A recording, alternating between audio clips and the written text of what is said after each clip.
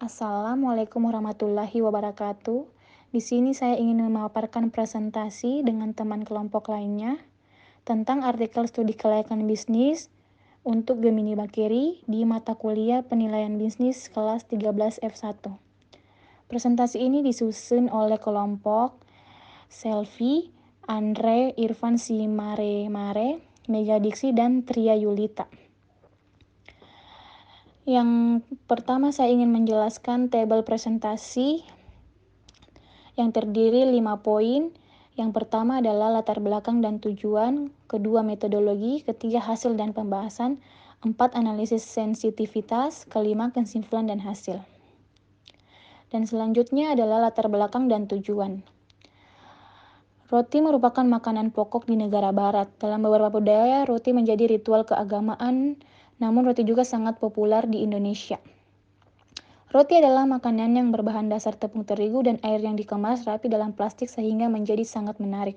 Roti juga adalah makanan yang masuk ke semua kalangan. Makanan-makanan populer seperti pizza pun berbahan dasar roti. Di dunia, roti merupakan makanan olahan tertua, berawal dari mengekstraksi dari ubi-ubian lalu ditebarkan di atas batu yang datar. Dibakar dengan api menjadi flatbread primitif. Roti pertama kali masuk ke Indonesia yaitu pada zaman Belanda, berawal dari kapal-kapal yang berdatangan ke Indonesia sejak abad ke-16 akhir Nusantara. Belanda merupakan negara yang terkenal dengan pembuatan rotinya yang sangat enak. Di daerah Buol, Sulawesi Tengah Indonesia ada sebuah roti toko yang sangat terkenal yakni Gemini Bakeri. Gemini Bakeri merupakan salah satu usaha yang bergerak di bidang bakeri. Bisnis ini didirikan sendiri oleh Ike Kristi dan sudah mempunyai 4 pegawai tetap. 2 orang bekerja di bagian produksi, di bagian roti, dan 2 orang bekerja di bagian pemanggangan. Lanjut. Produk yang dihasilkan adalah roti basah dengan aneka rasa yang bermacam-macam mulai dari rasa roti coklat keju, roti coklat pisang, roti serikaya, roti coklat balak coki-coki, roti coklat meleleh, roti asam manis, dan varian roti tawar.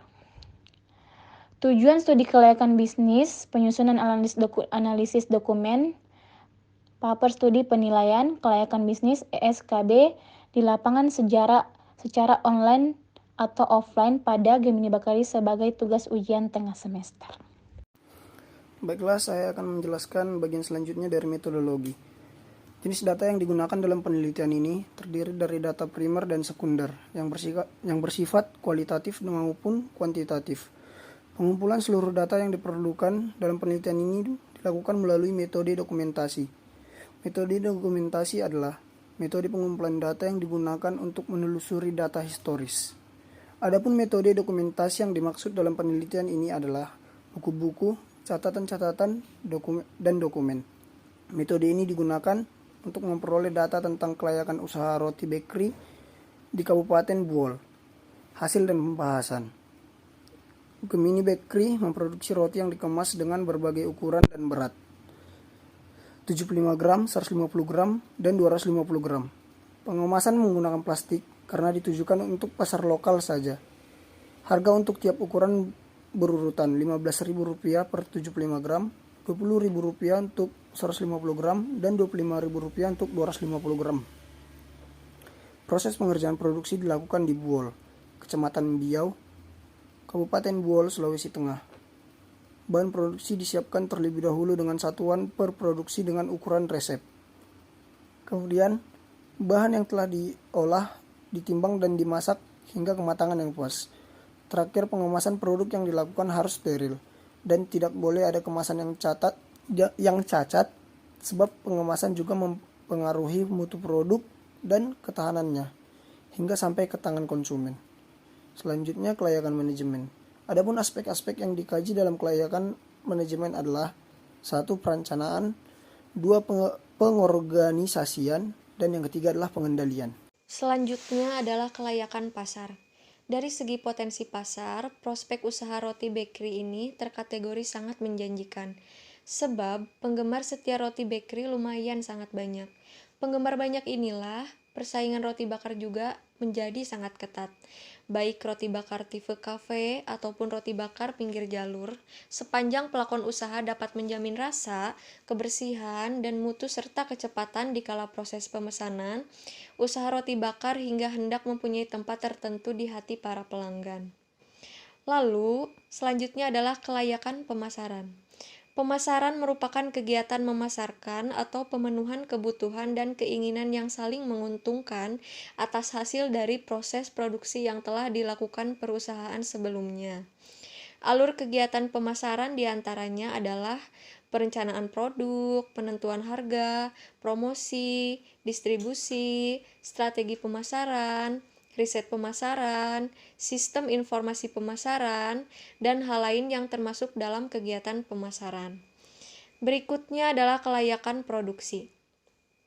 Analisis dalam aspek produksi adalah untuk menilai kesiapan perusahaan dalam menjalankannya dan untuk menilai ketetapan lokasi dan layout serta kebutuhan permintaan usaha pemenuhan kebutuhan dari para pelanggan. Transaksi penjualan penyerahan produk kepuasan semua pihak, pembeli dan penjual, bagian proses pemasaran, kesiapan mesin yang digunakan. Menurut Kashmir 2003, tujuan yang hendak dicapai dalam penilaian aspek kelayakan produksi adalah 1. Perusahaan dapat menentukan lokasi yang sangat tepat. Penentuan lokasi ini tentunya sangat berpengaruh terhadap kelayakan suatu produksi. Yang kedua, agar perusahaan dapat menentukan kriteria yang sesuai dengan proses produksi yang dipilih sehingga memberikan efisiensi. Dan yang ketiga, agar perusahaan dapat menentukan teknologi yang tepat dalam menjalankan proses produksinya. 4. Agar perusahaan dapat memenuhi kebutuhan perusahaan yang paling baik. 5. Agar dapat menentukan kualitas tenaga kerja yang sama, agar suatu perusahaan dapat menentukan kualitas para pekerjanya. Berikutnya yaitu kelayakan SDM. Pada studi kelayakan bisnis yang kami lakukan pada toko Gemini Bakery, kami memiliki 4 jumlah karyawan, di mana 2 orang sebagai koki dan 2 orang sebagai asisten koki. Untuk tenaga kerja tidak langsung, kami membutuhkan analisis kerja, 1 orang sebagai pelayan, 1 orang sebagai kasir, 1 orang sebagai manajer keuangan, dan juga 1 orang manajer operasional.